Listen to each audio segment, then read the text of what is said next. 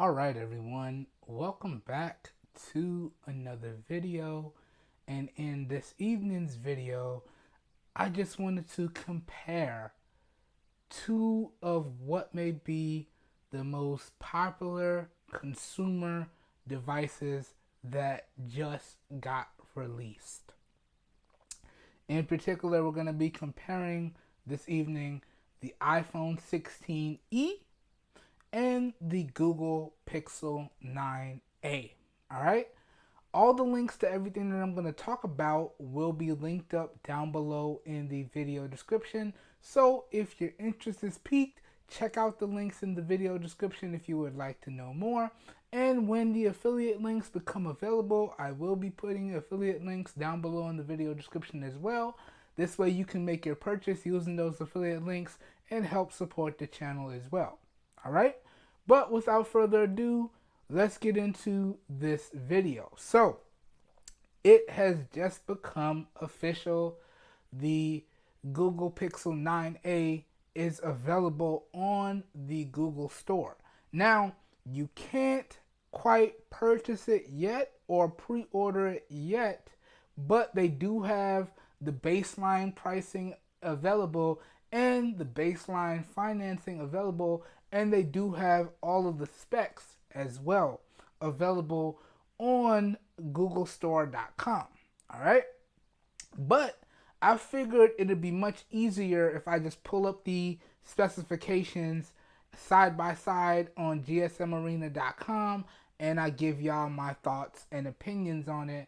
And I have checked out some videos, and I have to say, first things first, based on the look, I have to say I do like the look. All right, some people don't like it, but it's kind of giving me Pixel 6a vibes. And why do I say that?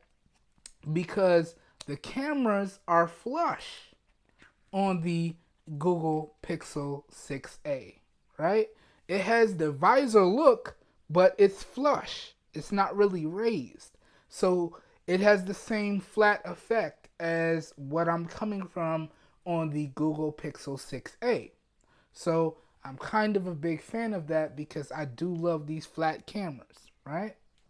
And then it has the more modern circular boxy design from the Pixel 9 series, right? But all in all, I do have to say I do like the look, all right? Now, let's get into the specs and do some comparisons here so y'all can see up on the screen here. I have my computer screen being captured. I am experimenting with a new way to do this video here today. So I do have my phone screen behaving like a webcam, and I do have my computer screen being captured, and then I do have my professional wired audio recording all the audio for this evening's video. So let me know what you guys and gals think of the overall video quality and the overall audio quality and this layout here. I might do more reaction based specs comparison style videos like this if you guys and gals like it. But anyway, let's get into these specs and let's get into this comparison. Now, first things first, let's not waste any time here. Let's talk price. Before we talk anything else, let's talk price. So, as of right now, all we know for the Pixel 9a is the baseline pricing. Y'all can see it right here. So it's coming in 4 different colors. You have a blue, you have a pink, you have a white, and you have a black. Now they do have their specific different colors. You can see it up on the screen. But let's be honest, that's what it is. Blue, pink, white, and black. Okay? These are their specific Google colors. You know, Google always likes to make their colors fancy. But it is what it is. It's baby blue, it's hot pink, it's white, and it's black. That's what it is. You can call it baby blue, hot pink, icy white, and jet black if you want to give it names. That's basically what it is. And you can see for the baseline, which is 8 gigs of RAM with 128 gigs of storage, that's going to start you out at $500 before taxes, right? Keep in mind, your taxes will raise the price wherever applicable. And then they do have the financing as well. You can finance that for $13.86 a month if you don't want to buy it outright, and that's for 36 months, right? That's with Google Financing. So that's the pricing there. Now, most likely they're going to do a $100 increment. So 256, which is the maximum storage available for the Pixel 9a, is probably going to be $600. So 128 for 500, 256 for 600. Makes sense. Makes a lot of sense. And let's compare that with the iPhone 16e. Now, baseline for the iPhone 16e is again 128 gigabytes, and that's going to run you $600 before taxes, okay? Or $24.95 for 24 months, all right? Or if you would get the storage tier that I would recommend as the minimum, that's going to bump you up to $256, and that's going to be $700 or $29.12 for 24 months. So if you get the iPhone 16e, you are paying off the device faster. Whereas if you get the Pixel 9a, it does take you a little bit longer. So there is a difference there. But the Pixel 9a is cheaper overall in the long run. Whereas the iPhone 16e is more expensive, as you can see. And the iPhone 16e only really comes in two colors. You have your white and you have your black. So you do have more color options with the Pixel 9a. And not just that, let's dive into some more of the comparisons here. If we jump over to GSM Arena right here, and we go to the SIM card area, you will notice that the Pixel 9a, which is on the right, gives you the physical nano SIM and the eSIM. Whereas if you're picking up the iPhone 16e, which is on the left, and you're in the United States like I am, that is a eSIM only model. All right? The only models that get nano SIM and eSIM support for the iPhone 16e are the Chinese models or the European models. All right? If you're getting the 16e or any modern iPhone, anything newer than the 14 or newer is going to be eSIM only. Okay? Kind of bummed out by that. I really do feel as though they need to bring the physical SIM card back on the iPhone, but it is what it is.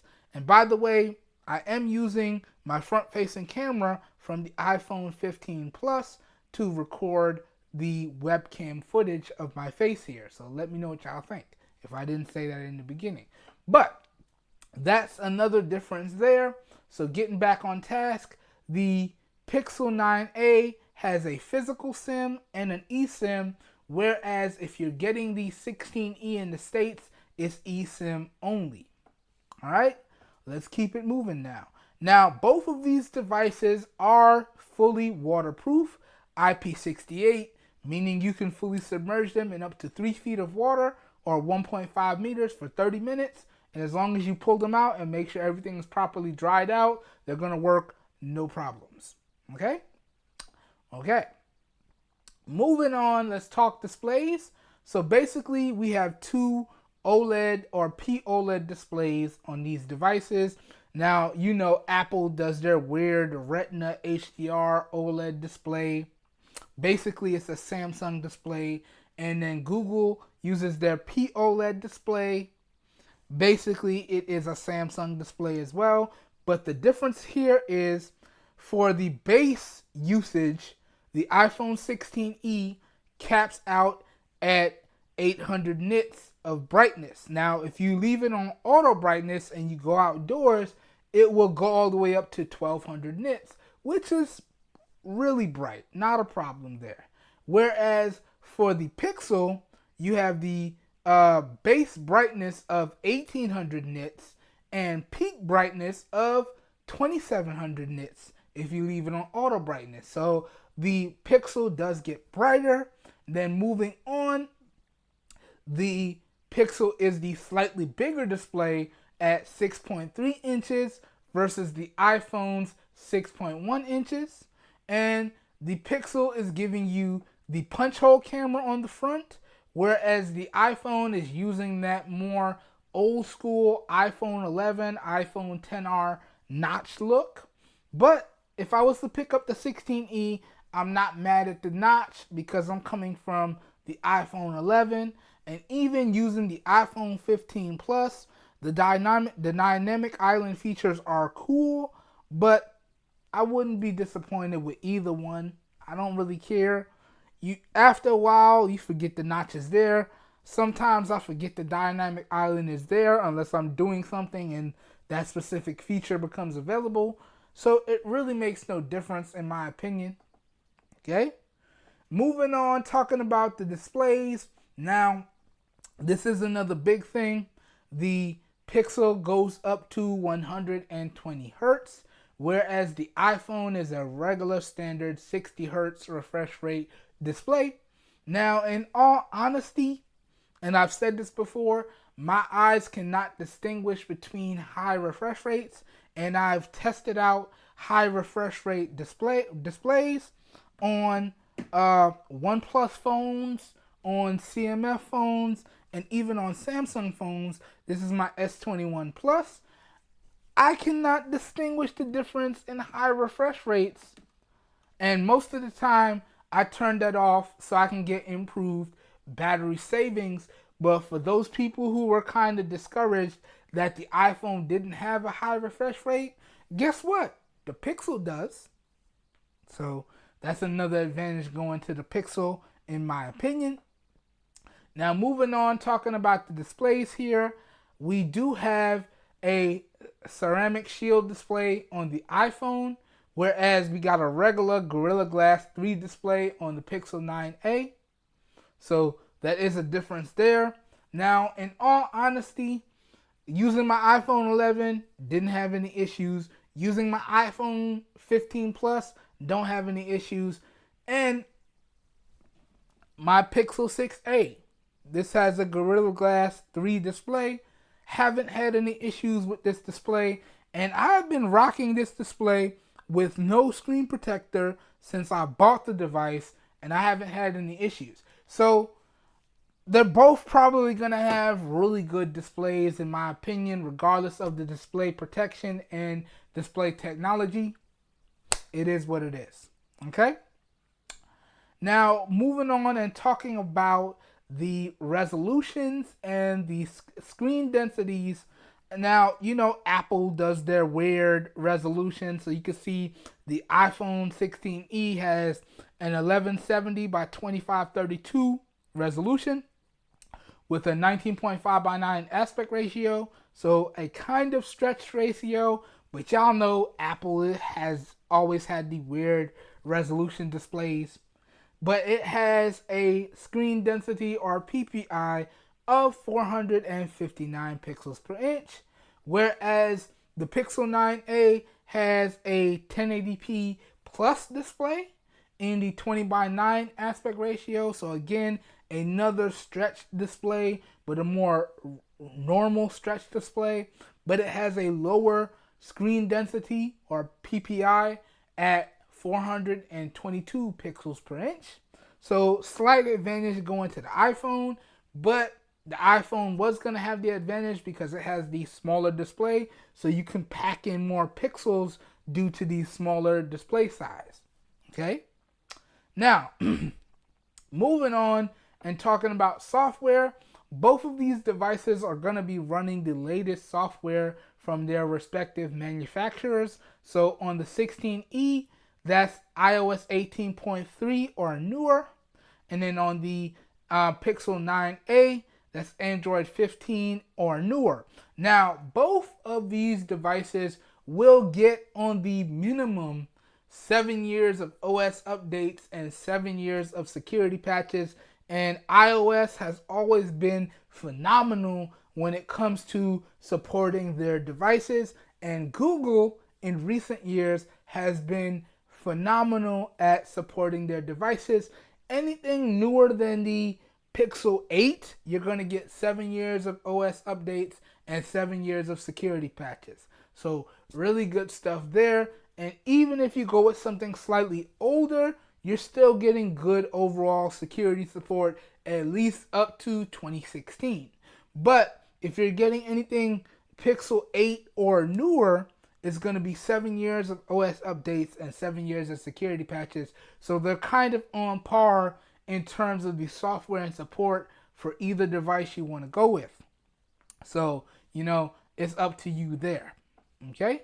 Now, talking about the RAM and storage options, we already touched on the RAM and storage options for the Pixel 9, but it's basically two options, whereas the iPhone gives you a third additional option. So the Pixel 9 is going to come in a 128 or 256, but it's going to be 8 gigs of RAM across the board. And the iPhone 16e is going to give you a third option at 128, 256, or 512, but it's also going to be 8 gigs of RAM across the board there as well. So basically, regardless of whichever one you want to go with, the storage options are basically the same. And in all honesty, I would recommend a minimum of 256. Okay? And if we're talking about a minimum of 256, it's going to be cheaper if you go with the Pixel 9a. Okay? Now, moving on, we can talk about the cameras.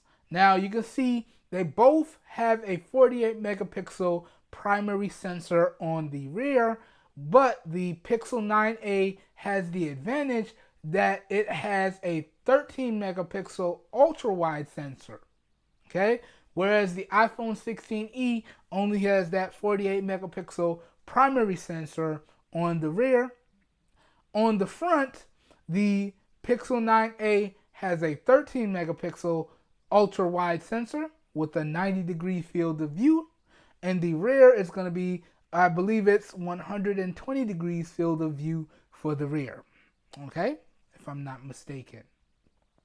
But the iPhone, you're going to have a 12 megapixel front facing camera and a 48 megapixel rear facing camera. Now, I'm not going to get into any of the iOS lingo. It's a single camera. That 2-in-1 camera nonsense, Apple, you should be ashamed of yourself. Just call it what it is. It's a 48 megapixel primary camera and it's a 12 megapixel front facing camera. Call it what it is. Basically, it's the same cameras as what's on the iPhone 15 series. Okay? Basically, we have a 48 megapixel primary on the 15 with a 12 megapixel ultra wide, and then we have a 12 megapixel front facing camera on the 15. They just dropped off the ultra wide camera, so you have a 48 and a 12 on the iPhone 16e. Okay? Now, moving on to the chips, they both have the premium flagship chip for their respective company. So with the iPhone 16e, that's the Apple 18 chip. And for the Pixel 9a, that's the Google Tensor 4. Okay? Now, the Google 10 series or the Pixel 10 series will be out soon. So the G5 or the Tensor 5 chip may be coming out soon. But they basically have the flagship chips from their respective manufacturer. Okay? Now, moving back to the cameras, both these devices can record in up to 4K 60 on the rear and do the slow motion up to 1080p, 240 frames, 120 frames on the rear. Okay? But the only difference being, for the front-facing camera, you can do all of that on the iPhone, but you can only go up to 4K 30 or 1080p 30 on the Pixel. But in all honesty, y'all, as long as you have really good 1080p footage, it really doesn't matter the resolution, okay? And this is coming from someone who recorded videos in 720p for years, right? and they were pretty much really good, solid videos. I just recently upped the resolution to 1080p based on what my viewers were asking for. So as long as you can shoot really good 1080p footage, you're really not going to have an issue. Okay? But you do have the advantage with the ultra wide on the Pixel. So you have more fields of view. Whereas on the iPhone, you don't really have too much versatility or wider fields of view. So there is that distinction there where the Pixel has the advantage. Okay? Moving on down, they do both have a dual speaker setup. I'm not going to call it stereo speakers because it's basically one front firing speaker and one down firing speaker coming out the bottom. They call it stereo. I'm not going to call it stereo. Stereo to me is two front facing speakers. That's stereo, right? So basically what Sony does, two front firing speakers. That's stereo. So I'm just going to call it dual speakers, one coming out the front receiver, which also doubles as your receiver for phone calls, and one coming out the bottom, okay? Dual speakers. So they both have that there in terms of the audio and the speakers. They both don't have a 3.5 millimeter headphone jack, but they do have USB Type-C support, okay? So you can plug in USB Type-C headphones, so on and so forth, get your dongles, do what you do, and they both have the latest versions of Bluetooth as well, Bluetooth 5.3, latest versions of GPS as well. Now, let's point out this difference here. So you can see for the USB-C technology, the iPhone 16e has the same USB Type-C technology as the iPhone 15, which is USB 2.0. That means it's capping out, if we go down, it's capping out in terms of charging speeds at basically 25 watts. All right? That's basically it. Whereas for the Pixel is capping out at 23 watts. So technically the iPhone can charge a little bit faster, but they both have wireless charging via Qi wireless charging at 7.5 watts. So it's the slower wireless charging, but that's not a problem for me because I basically drop my phones on the wireless charger overnight. So if it's going to slowly trickle charge, as long as it's up to a percentage where it can get me through the day in the morning, I don't really care about the wireless charging speeds. Now, I would prefer for it to be a little faster for if I need to charge my devices additionally during the day. I have pretty much converted everything over to MagSafe or wireless charging or USB Type-C. But I would prefer not to plug my devices in. I would prefer to do everything wirelessly because wirelessness saves the charging port. Constantly plugging things in and out does take a toll on the charging port. So I would have preferred to see the wireless charging faster on both, but it is what it is. And let's be honest, if I end up getting both of these, I'm going to get a MagSafe case, and basically they're both going to have MagSafe regardless of what I do, because I have everything MagSafe as well. Okay, so everything has been wireless charging converted for me. Because of my disability, I prefer not to fight with cables, and everything has been MagSafe converted for me. So even though neither one of these devices has MagSafe, I will be grabbing the MagSafe cases, so it won't really make a difference. But I just wanted to point out the charging type, so they're both USB Type-C, but the Pixel 9a has the newer Type-C 3.2, whereas the iPhone has the older USB Type-C 2.0. Okay? So technically, even though on paper, you should be able to get faster charging on the Pixel, but on paper, it doesn't look like it. Because on paper, it's 25 watts for the iPhone and 23 watts for the Pixel. But in terms of wireless charging, which is what I care about, is 7.5 watts on either. Okay? So that's that. Now, let's point out battery sizes here. Now, for the iPhone, this is one of the biggest batteries on an iPhone. This is something very close to the iPhone 15 Plus at a 4005 milliamp hour battery. But for the Pixel 9a, this is the biggest battery ever put into a Pixel at 5100 milliamps. Okay? So Google is not playing. They're trying to give you battery life for days on this one, right? And they're kind of packing in a battery that would be something akin to what Motorola would do. Motorola is kind of the king of big batteries and great battery life for Android. And I gotta be honest with y'all, the Pixel 6a that I've been using for a while still gets great battery life. And this actually had, I think it was a 4010 milliamp hour battery. Still gets great battery life to this day.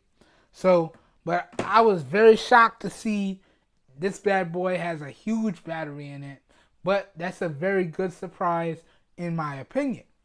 So, that runs over specs, guys and gals. Let me know what you guys and gals think. That also goes over the pricing.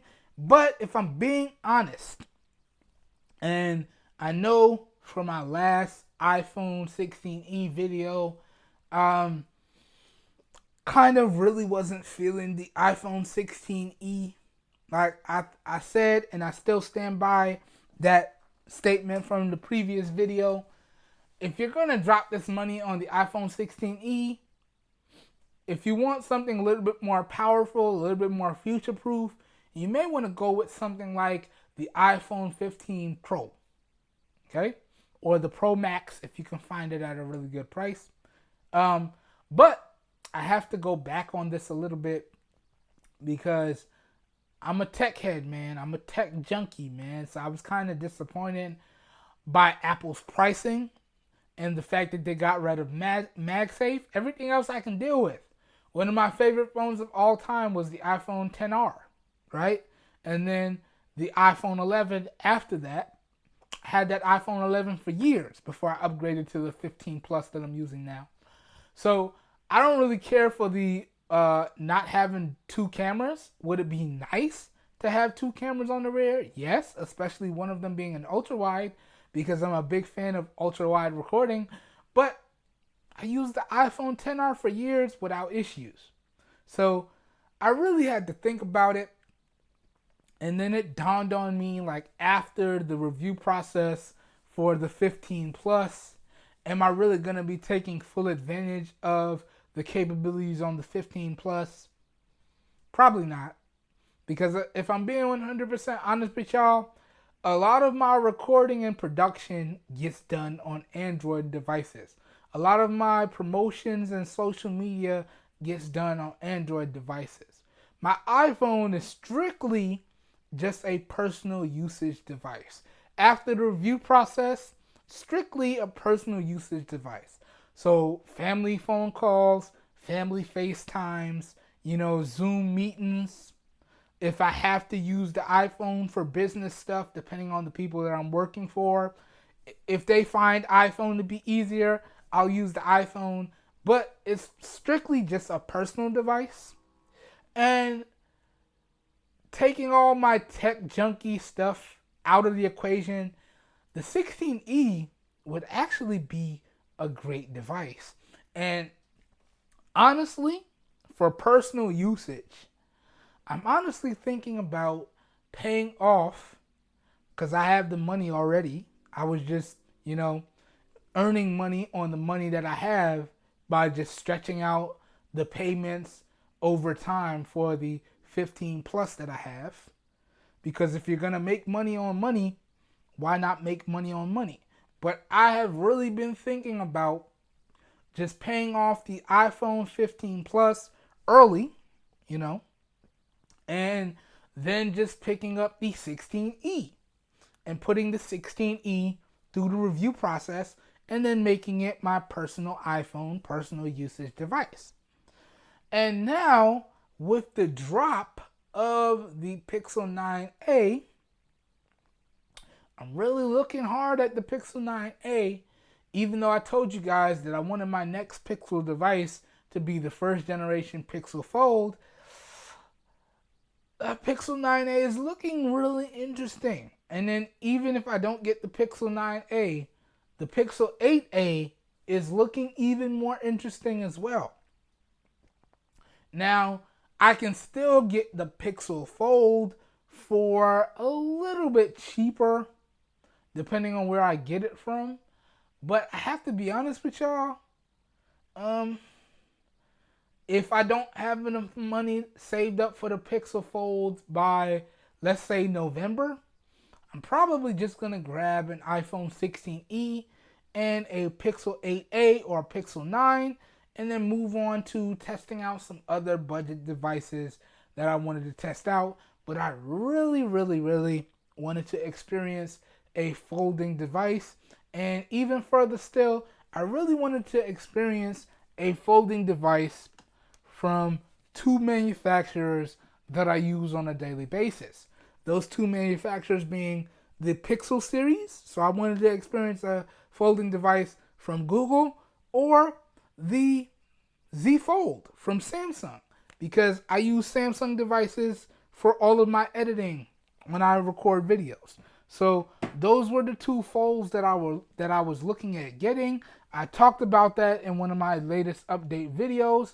But in all honesty, y'all, if I don't have the money saved up by November, I'm probably just going to rock out with the 16e and the Pixel 9a or Pixel 8a.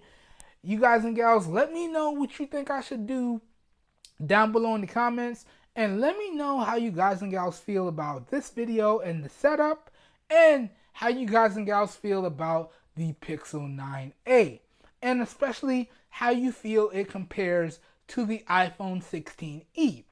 Now, this is going to go for everybody, and I know my tech junkie friends and all my tech head friends will chime in when I share the video, but if I'm being honest, I'm basically just an average consumer, y'all. So either one of these devices will serve me well.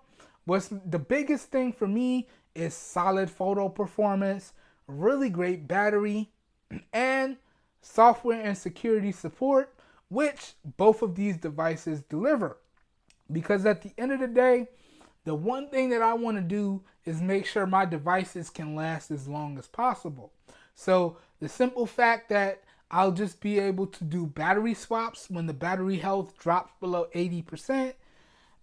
Take it to the local repair shop, get the battery swap. Sure, it's going to be more expensive on iPhone, but whatever iPhone I get is going to have that longevity. And it's always going to be a little bit cheaper to do a battery swap for an Android device. So battery swapping an Android device is not really going to be an issue. But yeah, I'm really torn. But I'm very happy to see that Google has listened to what its customers want and basically dropped a flagship device at a mid-range to budget price, depending on where you get it from. And let's be honest, this is going to sell like hotcakes when it goes to the carriers. And I do believe that when the Pixel 9a becomes available for pre-order on Google's site, right now you can just see the financing and get notified. But I do believe when it becomes available for pre-order and to buy, it's going to sell out, because this seems like a great device. And to be honest with y'all, anything over the Pixel 6a or newer in the A line has been phenomenal. Okay?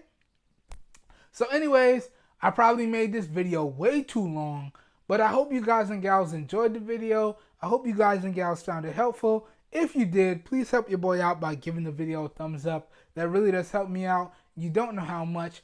And please let me know how you feel about this overall video in general. Please keep your comments respectful, please. And I'll meet you guys and gals down below in the comments to talk about these two devices and to talk about the Pixel 9a. I hope everyone is having a great day and a great evening. I hope you guys and gals are staying safe out there, and I will catch everyone in the next video. Have a good one, everybody. We're out of here. Peace.